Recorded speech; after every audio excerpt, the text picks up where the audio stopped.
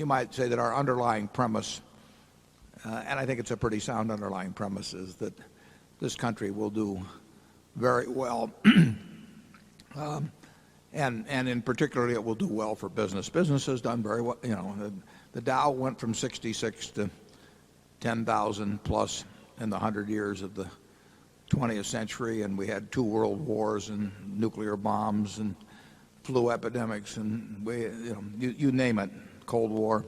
There are always problems in the future. There are always opportunities in the future, and in this country, the opportunities have won out over the problems over time. I envy the baby that's being born today in the United States. I mean, I think on a probability basis, that's the luckiest individual that's ever been born, and I think that they will do very well in life in all kinds of ways on a probability basis, better than existed when I was born. In your letter this year, you really took aim at some of the politicians who have been going around saying that things aren't going well in this country. Yeah. You said that things are strong here. Is that a shot at thinking we don't need to make America great again? Well, America's never been greater.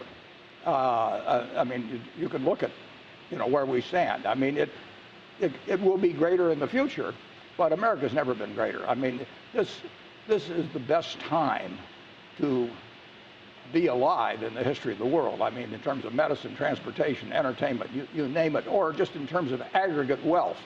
Now, the distribution has gotten more and more skewed in recent years, and it should be skewed to quite a degree, but I would say the skewing has been excessive. But as I mentioned in the letter, I live in a upper middle class neighborhood. I mean, the median income might be 100,000 a year or something like that. And every person in that neighborhood lives better than John D. Rockefeller Sr. lived at the time I was born.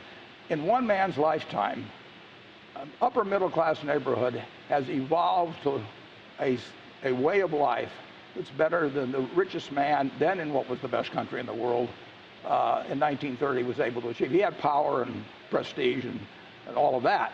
But in terms of medicine, entertainment, transportation, you name it, my neighbors are better off than he was. So this country works, and it's working now, but it's leaving a lot of people behind that are very good citizens, and we can do more for them, but we don't want to do it in terms of screwing up the golden goose. We'll have bad years in capitalism. I mean, it overshoots in markets. It gets overcome by fear and greed and all of that sort of thing. But overall, we move ahead, and we not only move ahead, we move ahead at a pretty damn rapid rate when you think about it. I mean, when in the 20th century we had a 7-for-1 improvement in living, and we did that. We had slavery for a long time. We had blacks counted as 3/5 of a person. We didn't let women vote for 130 years or thereabouts. I mean, we were wasting human potential, and we still are, but we were doing it more so for centuries. But we do keep moving forward in kind of fits and starts. And right now we're sputtering somewhat in terms of the economy, but the opportunities will win in the end. And your kids will live better than you live, and your grandchildren will live better. And we will find more and more ways to find easier and better ways to do things that we haven't even dreamt of yet. This country has certainly benefited enormously over the decades, by immigration. We started out with 4 million people in 1790. China had 290 million at that time, just about what we have now. Europe had well over 75 million. So you had 70 times as many people in China.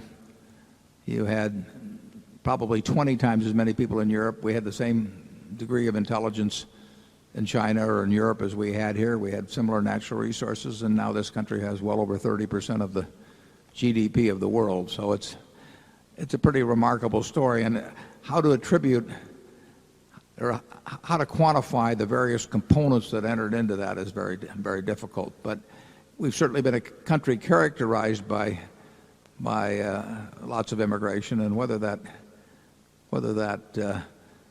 is responsible in any way for the incredible record of this country, I don't know, but I suspect that it was. And I think what Charlie would like to do is perhaps be the admitting officer, and and it would work it would work pretty well if Charlie was. But in the absence of that, I think I